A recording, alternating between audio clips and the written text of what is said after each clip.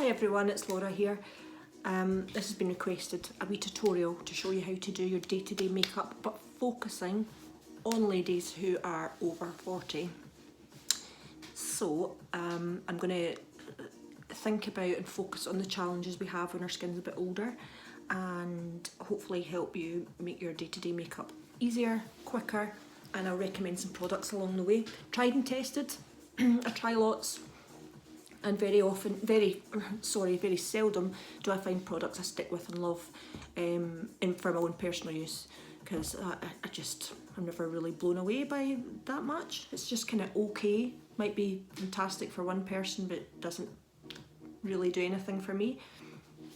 But recently I discovered a base that I absolutely love, and it's Dior Forever Skin Glow. Absolutely love this. As we get older, the texture of the skin is something we have to think about. When your skin's 20-year-old, it's smooth. And unless you get blemishes, your skin is lovely and smooth and hydrated, and foundation, you can wear anything. But as we get older, we are more aware of our skin texture, like open pores and fine lines. And if you don't pick the right base, it really highlights those things that you want to try and hide. So we want to look like we're not wearing any makeup. That's the ideal objective. So I'm going to hopefully show you how to do that. So no primer, just moisturiser. Primers are, you know, if you need something specific like maybe extra hydration or pore filling primers, things like that are really good. But if you're not really have any real concerns in those areas, I wouldn't really bother. Now I only use about one pump of base, that is it, and that does my entire face. So at the moment I'm favouring the Beauty Blender, and how you apply it with that is just to roll it onto the skin, stipple it on, focus on the areas where you need it more, like I've got a little bit of redness in the cheeks. But I find this evens out the skin tone and leaves a lovely glowing texture in the skin, so it's not matte, it doesn't look thick, it just blends in, and it's a perfect shade for me. When you're trying foundation in store, try a little bit on your jaw, and if it blends away to nothing, it's perfect. Nothing wrong with going a little bit darker, just not too much.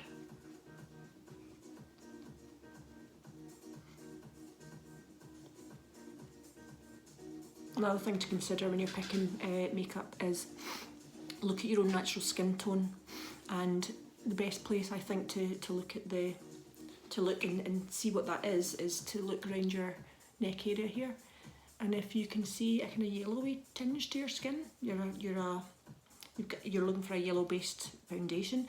But if you're kind of pinky, you're looking for a neutral base foundation. If you're a little bit of both like me, I'm looking for kind of neutral. I can swing either way, but I like a bit of blend of both, a bit of yellow, a bit of neutral, which is a pinkier tone, mixed together, and that's what this is. It's neutral. 2.5 neutral is the perfect shade for me. So base is on. Let's move into under eye concealer, and my favourite is NARS. This is Radiant Creamy Concealer, it's called, and it's really good. It's got a sponge tip applicator and it's not too heavy, it's just the right consistency. And if you look closely at your eyes, you'll find most of us have a bit of darkness under the eyes, which is a kind of bluey greeny colour. This will counteract the colour. It's kind of peachy tone, so it counteracts any bluey green tones and neutrals them out.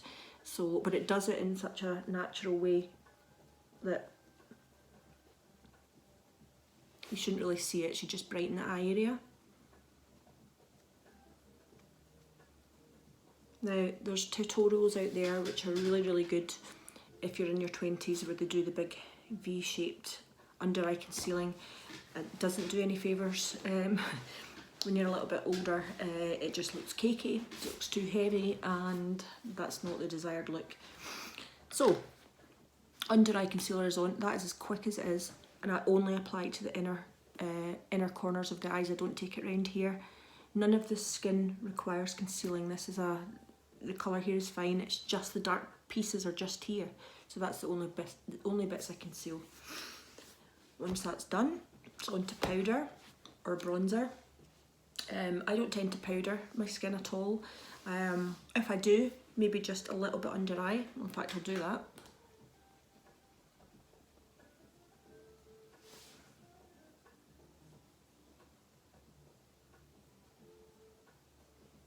And if anything at all, maybe just here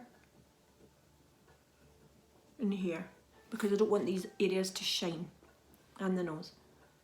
I want nice glowy skin around the outside, but I don't want the inner portion of the skin, the T-zone area, to go to go too shiny. So a bit of setting powder. It's just the step. I could miss that step out. It's not the most important step to me, unless I'm doing something which I require my makeup to last all day, all night. If not, I'm usually just want something very light in the skin. I just tend to miss it out.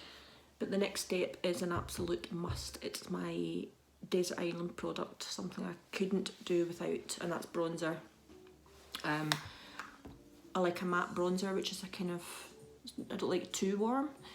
And this is Bronze Goddess by Estee Lauder. I love it. And you're just taking a big fluffy brush. And you're aiming for under the cheekbones. So if you suck in your cheeks, look for where the natural shadow is. And that's where you apply it. Don't bring it down here, because that will just make your face look pinched. Therefore have an aging effect.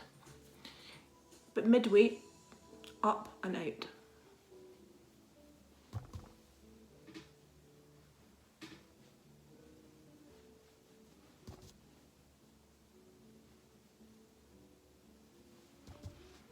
You can see the difference that makes. It just completely brightens my face and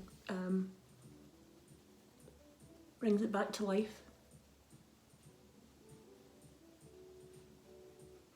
Another thing I see a lot of online is bronzing up here along the hairline.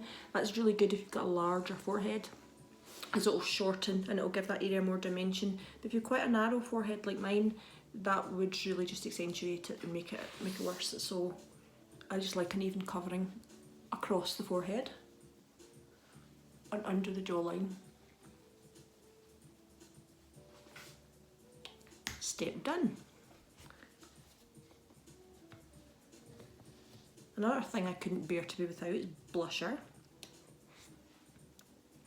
So this is a very, very important step for slightly older lady viewers.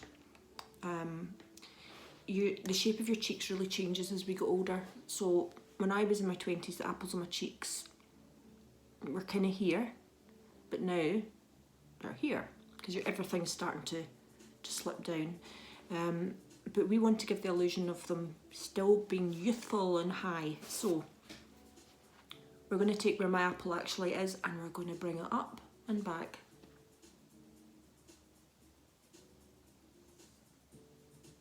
I like a chunky brush for blusher because I like it to be blended out.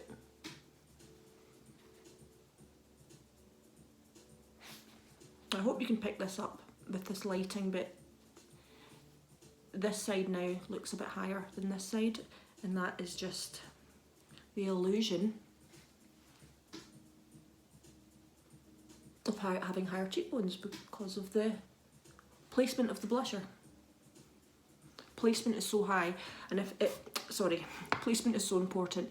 For instance, if I'm doing maybe the mother of the bride or groom, or a granny, an older granny, their cheekbones have sunken further down. So now their blusher point would have been here, their blusher point is now here, because again you are trying to pull that area up and create that illusion of having higher cheekbones here. Never this bit. If I did, it would do this. So it doesn't matter where the it doesn't matter where they actually are, we are creating an illusion of them being up and higher and further back. So, hope that makes sense.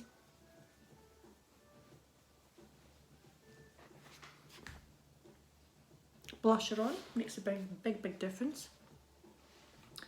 Last step, another really important one to think about, you have to place this product in the right place or it's just not going to compliment you or flatter you in any way. So this is highlighter. This is, I don't actually know what highlighter this is, but one I do love is Becca. Becca products are beautiful, they do amazing highlighters, so check them out. The one I use in my kit's Opal, I think it's a bestseller of theirs, it's beautiful. So, a bit like blusher, product placement with highlighter is so important.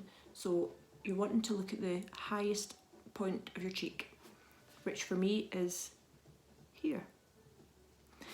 If I go under my eye, it's just going to highlight any texture here, so we don't want to go under the eye. If we bring it too low, it's going to highlight the texture here as well, which isn't the best bits of the skin.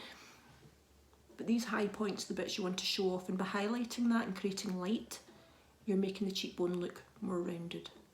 So the bronzer is making this area recede, and the light bright highlighter pops the area. So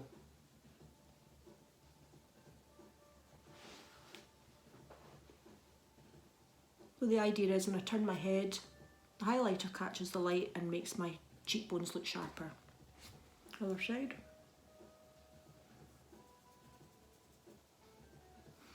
Now, everyone has a different shape of face. My cheekbones are quite obvious where they are. It's not the same for everyone. Some people are a bit more flatter here. If that's the case, you still want to turn your head, look into the mirror and decide where's the highest point of my cheekbone.